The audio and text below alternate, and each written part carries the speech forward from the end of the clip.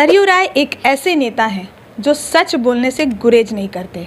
बात चाहे केंद्र सरकार की हो, बात चाहे वर्तमान हेमंत सरकार की हो, या बात चाहे पिछली भाजपा सरकार की हो या किसी की भी हो, तकनीकी सबूत के साथ अपनी बातों को रखते हैं और भ्रष्टाचार का मुद्दा खुलकर उठाते हैं।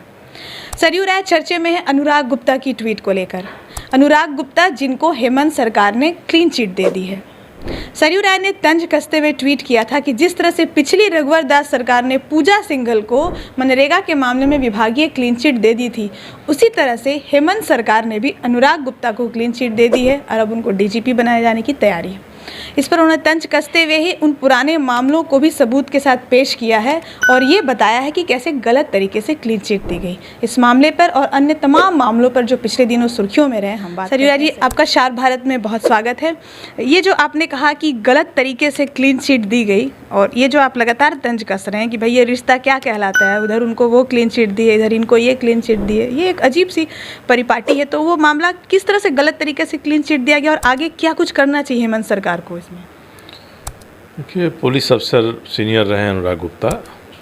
उन्होंने 2016 में राज्यसभा चुनाव के समय में जो भूमिका अदा किया, किसी भी रूप में वह एक पुलिस अफसर की भूमिका नहीं हो सकती है। मुझे आश्चर्य हुआ कि उस चुनाव में एक वोट से भी कम वोट से जो हारे थे वो मुख्यमंत्री के अपने भाई थे और इस मामले को उठाया था जेवीएम के उस तत्कालीन नेता बाबूलाल मरांडी जी ने, जो अभी भारतीय जनता पार्टी विधायक दल के नेता हैं।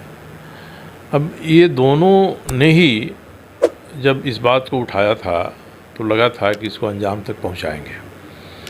चुनाव आयोग ने काफ़ी दबाव डाला, तब जाकर इसमें मुकदमा दायर हुआ इनके ऊपर। अब क्लीन चिट मिल गई, विभागीय जांच शुरू हुई थी। विभागीय जांच में संचालन पदाधिकारी बनाए गए थे उस समय के डीजीपी एम.वी. राव साहब। उन्होंने क्लीन चिट दिया तो मैंने उनसे भी पूछा कि भाई आपने ऐसा क्या सबूत पाया। तो उनका कहना था कि लोगों ने मेरे सामने प्रमाण रखा ही नहीं। बाबूलाल जी के बारे में उन्होंने कहा कि उन्होंने तो ये कह दिया हमसे कि साहब हम लोग तो पब्लिक फिगर हैं, कोई आता है उसके आवेदन को हम लोग भेज देते हैं, इसलिए मैंने ऐसे ही उसमें भेज दिया था। बाद में मुझे जानकारी हुई कि संचालन पदाधिकारी का दायित्व निभाते समय संचालन पदाधिकारी एक अर्धन्यायिक अधिकारी की भूमिका में रहता है। जो उसके सामने उपलब्ध हैं, एग्जिबिट हैं, प्रदर्श हैं, सबूत हैं, उस तक ही सीमित रहे। मुझे लोगों ने बताया कि जिस मुद्दे पर क्लीन चिट दिया है वो यही था कि जिस फ़ोन से टेप की बात कही जा रही कि टेप किया गया इनकी आवाज़ को, वो फ़ोन अभी तक मिला नहीं है। और सीडी जो बनाई गई उसमें फॉरेंसिक लाइब्रेरी ने कहा है कि इसमें छेड़छाड़ हुई है। पर मुझे बताया कि ये दोनों ही विभागीय कार्यवाही में प्रदर्श नहीं थे, एग्जिबिट नहीं थे या एनेक्शर नहीं थे। तो नहीं थे साहब, तो इनको लाकर आपने कैसे कर दिया। दूसरे कि राज्य सरकार की इसमें भूमिका होती है कि राज्य सरकार को लगता है कि संचालन पदाधिकारी ने कई मुद्दों को, बिंदुओं को छोड़ दिया है या सरकार को उसका निर्णय या उसका प्रतिवेदन सही प्रतीत नहीं होता है, तो सरकार इसकी गहन समीक्षा करती है। गहन समीक्षा के बाद वो फिर से न्यायिक पदाधिकारी के पास इसको भेज सकती है कि आपके निर्णय में ये त्रुटियां रह गई हैं। ये सरकार ने भी ये नहीं किया। ऐसा ही हुआ था रघुवर दास जी के समय में, जब ये आई थी पूजा सिंघल, उनमें भी एग्जैक्टली ऐसा ही हुआ है। तो क्लीन चिट उन्होंने दिया, क्लीन चिट आपने दिया, और जब आपके भाई इनकी भूमिका के शिकार हुए थे तो किसी को, मुझे तो कतई उम्मीद नहीं थी कि सरकार इनको क्लीन चिट दे देगी। दूसरी कि जब ये सरकार बनी हेमंत जी की, तो मैंने एक ठोस सबूत के आधार पर एक विषय उठाया कि रघुवर जी की सरकार में एडीजी विजिलेंस थे, एडीजी स्पेशल ब्रांच थे Anurag Gupta ji. ADG special branch के तहत इन्होंने एक समानांतर ऑफिस खुलवाया। मुख्यमंत्री के आदेश के नाम पर इन्होंने उसके लिए भवन निर्माण विभाग से 2 भवन खरीदा और उसमें फ़ोन टेपिंग ये सब कार्रवाइयाँ चलती थी। उसके लिए 3 डीएसपी राज्य सरकार के प्रतिनियुक्त थे, मैंने उसका नाम दिया। इंस्पेक्टर उसमें प्रतिनियुक्त थे, उनका नाम दिया। गाड़ी थी, गाड़ी में पेट्रोल डाला जाता था पुलिस विभाग से, और सबका संचालन केंद्रीय व्यक्तित्व के रूप में जो करता था आदमी, वो पुलिस का अधिकारी नहीं था, वो एक निजी व्यक्ति था जो खूंटी में चाइल्ड वेलफेयर कमीशन का मेंबर था। इस पर जांच शुरू हुई। मैंने ये भी कहा कि जब ये सीआईडी में भी एडीजी थे तो इन्होंने अलग तो कार्यालय नहीं खोला था, मगर सीआईडी कार्यालय में ही इन्होंने एक अलग तंत्र स्थापित किया था फ़ोन टेपिंग का। ये दोनों आरोप मेरे सही साबित हुए। सीआईडी में तो एक केस भी डोरंडा थाना में दर्ज हुआ।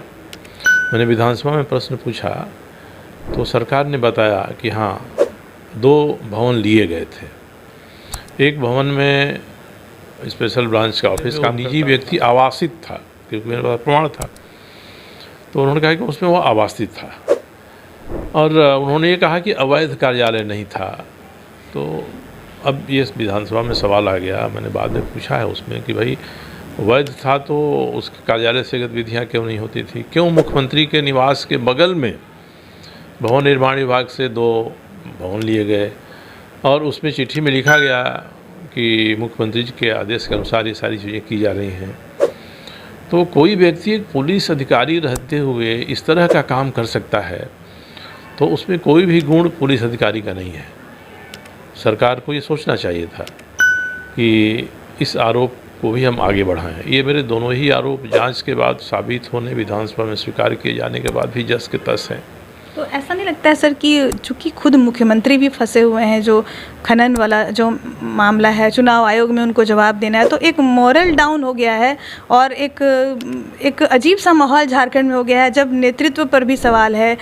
जब भी ईडी जांच कर रही है पूजा सिंघल के मामले में, आपने खुद भी ट्वीट किया कि फिर पिछली सरकार के हवा महल में पहुंच जा रहा है। यानी पूरा एक तंत्र है जिसमें आईएएस अफसर, दूसरे लाइजनिंग करने वाले, खुद सरकार के लोग, ये सब इन्वॉल्व हैं और धीरे धीरे चीज़ें आ रही हैं। तो कहीं अब एक अंडरस्टैंडिंग बन गई है कि भाई तो वो उसको बचाए, हम इसको बचाएं, क्या करें? इसमें मुख्यमंत्री पर जो भी आरोप लग रहे हैं, उस आरोप के केंद्र में मुख्यमंत्री हैं, परिधि में वही सारे अधिकारी या निजी व्यक्ति हैं जो रघुवर दास जी की सरकार के समय भी इसी भूमिका में थे। जब इन लोगों ने इनके यहाँ मुख्यमंत्री जी के यहाँ भी आना शुरू किया, मुझे आश्चर्य हुआ। मैंने संकेत किया, मुख्यमंत्री जी ने अप्रत्यक्ष रूप से मुझसे पूछवाया भी कि मैं किसके बारे में कह रहा हूँ। मैंने बताया कि ये सबके सब अंदर खाने पहुँच गए हैं और कुछ लोग हैं जो चौकट पर खड़ा है। मेरा इशारा एक चौधरी की ओर था। मैंने कहा था एक चौधरी हैं जो चौकट पर खड़े हैं, और मेरा इशारा राकेश चौधरी की तरफ था। तो जब ये सभी वहाँ चले गए तो स्वाभाविक था कि इनके जो संबंध श्रीमान अनुराग गुप्ता जी के साथ था उसका उन्होंने निर्वाह किया है। मुख्यमंत्री जी की एक विशेषता है जिसको मैं सब जगह कहता हूँ कि भाई आप बहुत सजनता से पेश आते हैं, बातचीत बहुत शालीनता से करते हैं। मेरे जैसा व्यक्ति मिलने जाता है तो बहुत आदर के साथ मिलते हैं, छोड़ने के समय गेट तक छोड़ने आते हैं। ये बहुत बड़ी विशेषता है और मैंने उनसे कहा कि इस विशेषता का भी मैं कायल हूँ और आपके प्रति स्नेह और प्रेम का रिश्ता रहा है, इसलिए एक अनुराग रहता है।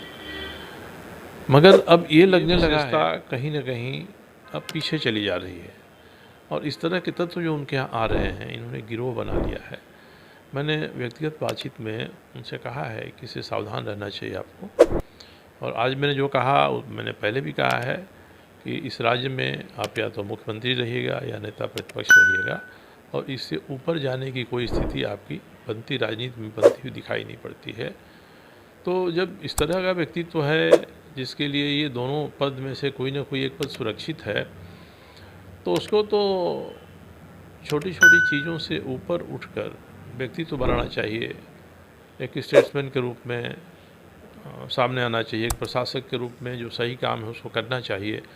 ये नहीं होता है तब निराशा होती है और तब यही लगता है कि जिन तत्वों ने घेर लिया है माननीय मुख्यमंत्री जी को, उन तत्वों की परिधि से वो निकल नहीं पा रहे हैं। इसके बाहर आना चाहिए।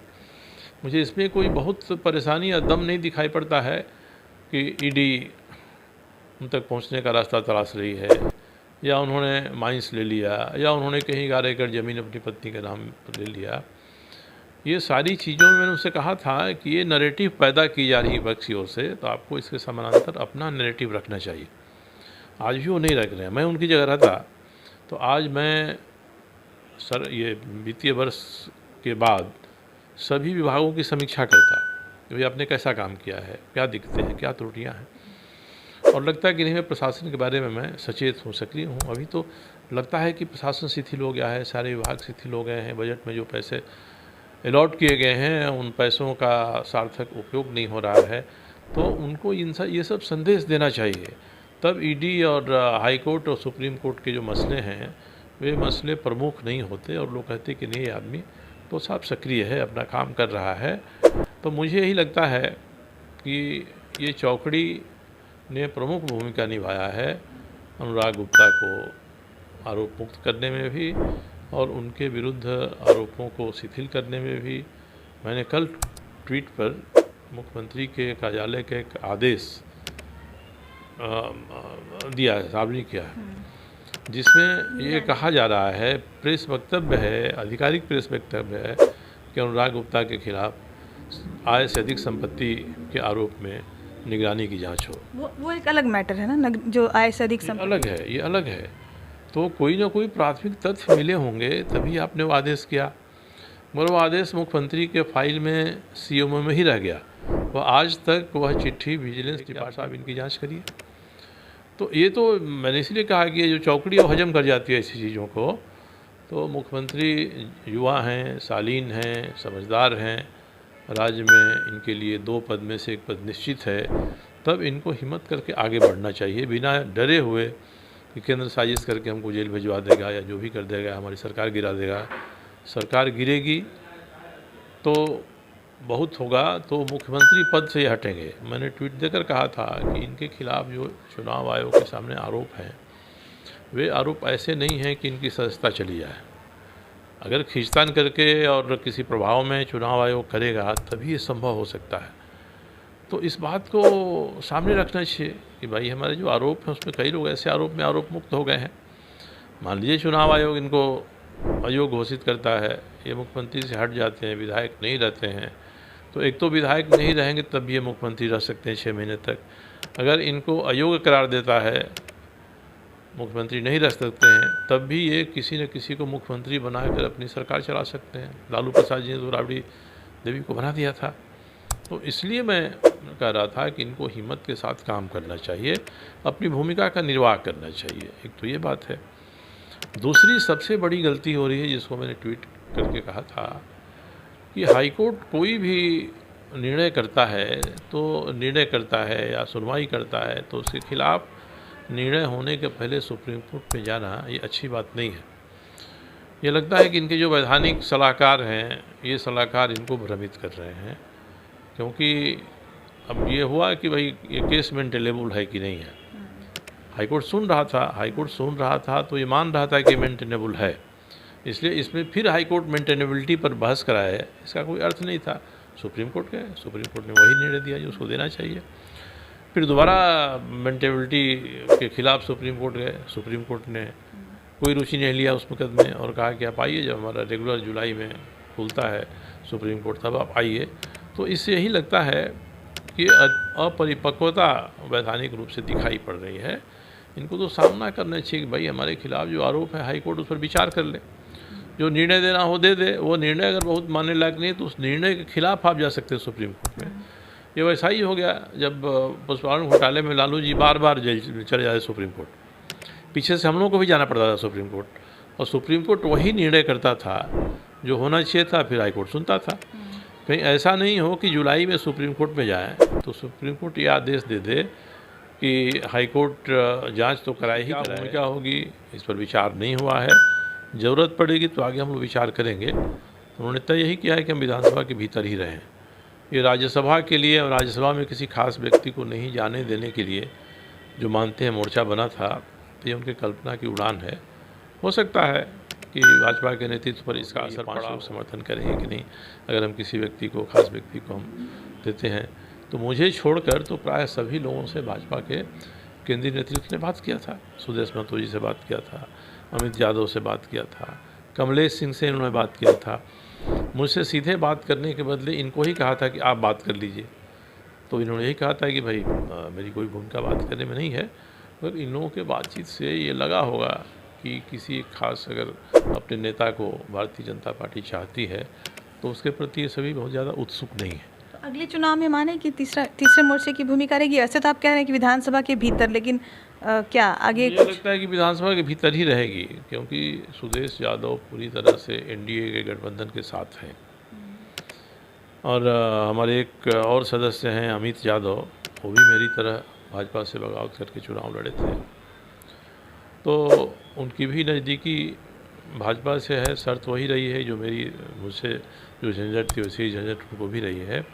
कमलेश सिंह स्वतंत्र आदमी हैं, इसलिए चुनाव में जाते समय अगर भारतीय जनता पार्टी के साथ गठबंधन होता है, एनडीए के साथ पटरी बैठती है, तो सुदेश जी कोई अलग मोर्चा बनाने की बात नहीं सोचेंगे। तो कुछ व्यवहारिक चीज़ें हैं जिन पर ध्यान रखना चाहिए और कल्पना की उड़ान नहीं करनी चाहिए। इसलिए 5 लोगों का मोर्चा विधानसभा के भीतर रहेगा, विधानसभा फिर खुलेगी, फिर एक मोर्चा बनाकर हम लोग विधानसभा के अंदर काम करेंगे। तो ये थे सरयू राय, जिन्होंने खुलकर तमाम बातें की। तीसरे मोर्चे के भी बारे में बताया कि काल्पनिक उड़ान नहीं उड़नी है, व्यवहारिक चीज़ें हैं। अभी तीसरा मोर्चा जो है वो विधानसभा के भीतर ही कार्य करेगा। खुलकर हेमंत सरकार को कुछ सलाह दी है कि भले ही भ्रष्टाचार के आरोप में वो खुद घिर गए हैं और जो भी चीज़ें चल रही हैं, चाहे क्यों ना ये आरोप लग रहे हों कि भाजपा सरकार गिराने की कोशिश कर रही है, उनको भ्रष्टाचार के अन्य मुद्दों पर एक सरकार के चीफ होने के नाते बेहतर कार्रवाई करनी चाहिए, चाहे वो अनुराग गुप्ता का मामला हो या फिर कोई अन्य मामले हो। अनुराग गुप्ता पर उनका विशेष अनुराग दिख रहा है, जिसका विरोध किया है सरयू राय ने, और उनको सलाह दी है कि वो अब भी वो सारी कार्रवाई कर सकते हैं जो उनको करनी चाहिए। और इसका अच्छा मैसेज आएगा, क्योंकि वो जिस मुकाम पर पहुंच चुके हैं, जिस पद पर पहुंच चुके हैं, उसके अलावा वो विपक्ष के पद पर रहेंगे, इसी के समकक्ष किसी न किसी पद पर रहेंगे। इस मुकाम पर तो वो पहुंच ही चुके हैं, तो फिर डर किस चीज़ का है, ये सवाल सरयू राय ने उठाया। सहयोगी बबलू के साथ अन्य अमृता, शार्प भारत।